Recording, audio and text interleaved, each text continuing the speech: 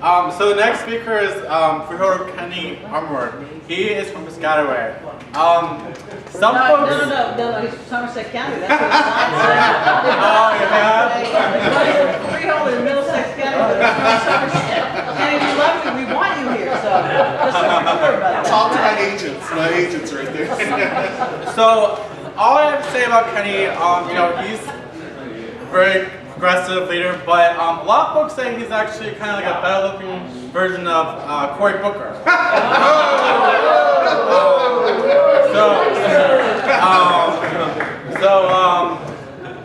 With further ado, Kenny, please come on.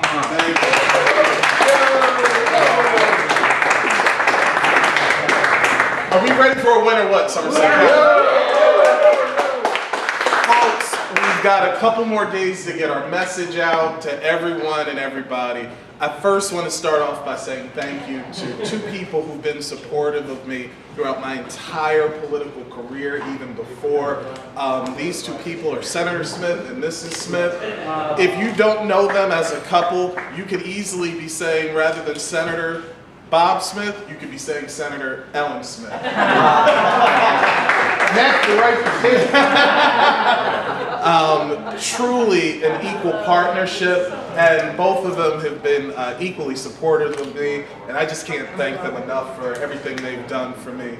I want to thank your chairwoman. I'm going to also adopt her. We're going to bring her in too. Peg Schaefer always welcomed me here in Somerset County. As Joe said, I'm from Middlesex County, which translates to I'm from the county that Chris Christie loves to hate. Okay? Every chance we get, we stick it right to him. And that's because he's made it no secret that he doesn't like the good government that we have in Middlesex County. He can't take advantage of the people in our county.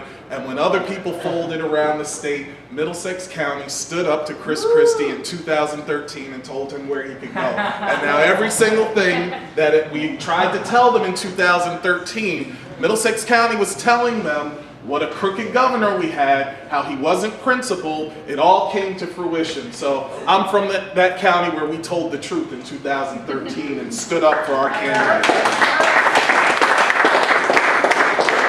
I've always struggled with the label progressive because I never really knew what that truly meant. I didn't think it was progressive to demand that we have a clean environment. I never thought the concept of an affordable education had to be a progressive idea, that I as a man don't belong in a woman's doctor's office and hearing what's going on between her and her doctor. To me, those aren't progressive ideas, those are common sense ideas. So when you contrast that and say that's progressive, that means what opposes that is regressive. That it's an attempt to take us back to a time, like Donald Trump says, when America was great. Well, let me tell you Donald Trump's great America. In Somerville, we have a young man of Puerto Rican descent. Now, all of us in here, the educated people, we know Puerto Rico is a property of the United States of America. Someone took one of his lawn signs, Ricky Melendez, and put on top of it, above his name, "Illegals bring drugs and crime."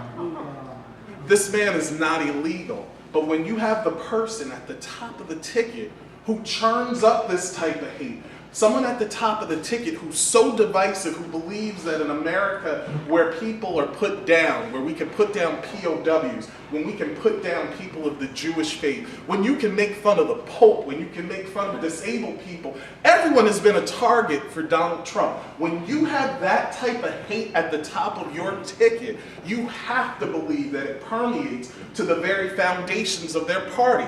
That is why Doug Singletary becomes your new freeholder, and that's why Darren Russo becomes your new conservative. We are on the right side of the issues.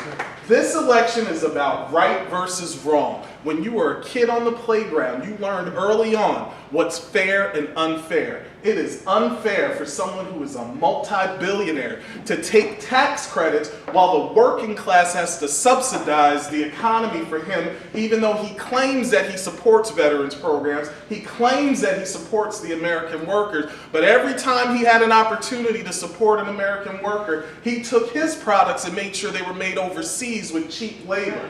That was his support of the American worker. When he had his hotels built, 2/3 of the steel that was used in the hotels came from China. So at every turn that this man had an opportunity to support our economy, support the American workers, he made the decision that benefited his pockets. Now he's a couple days away from the nuclear code.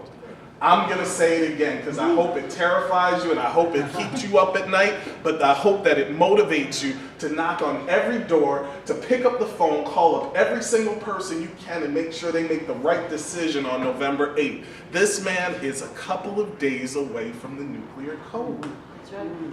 And if we don't support our candidates, he will have people who have shown they can't distance themselves from that type of hate. I have not heard your sheriff stand up for the residents of Somerset County, those people of the LGBT community, those people of the Jewish faith, black people who he said that our lives are what do we have to lose. What I told someone when they said that to me, well, what's the big deal with saying that? I said, if I wanted to date you and I came up to you and I said, well, why don't you date me? What do you have to lose? You have candidates who can't distance themselves from that hate and that message. They can't stand up for every single person in your county who needs someone to speak up for them. So now we rely upon Darren Russo. Now we put the burden on Doug Singletary. We put the burden on Peter Jacob to carry the mantle for what's right in America. We've had profound differences with our Republicans. We have had profound policy differences, but we've never questioned the greatness of our country. So what have we come to? The fact that an inclusive message means that our country isn't great? The fact that we believe that people shouldn't be dying in the streets because they can't afford health care? That young people can't afford an education and better themselves and compete in our worldwide global economy? That somehow America isn't great? I tell you what is great. Our president's done a great job. And we need to get that message out there. Our president took over the economy. Remember where we were in 2008, folks. The economy was on the collapse. Auto industry, about to collapse. The housing market, about to collapse. These are facts that you cannot deny.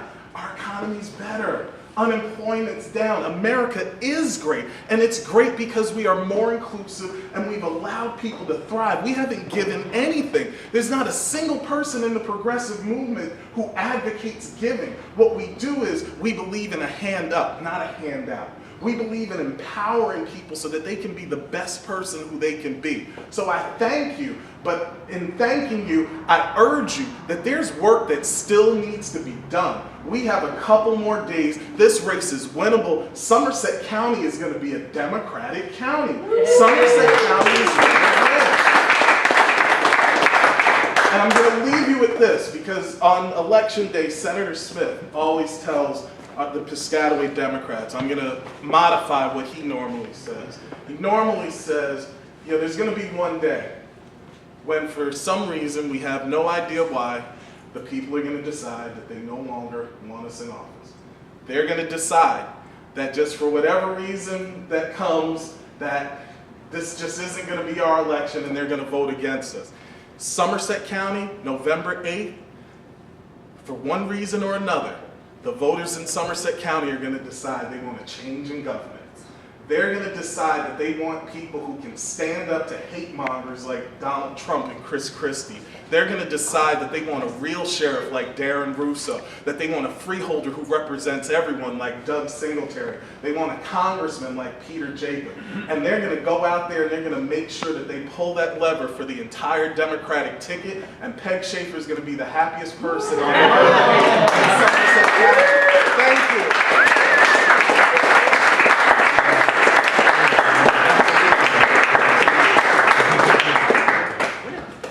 All right. Well, thank you so much. You know, we only have what, 5 more days?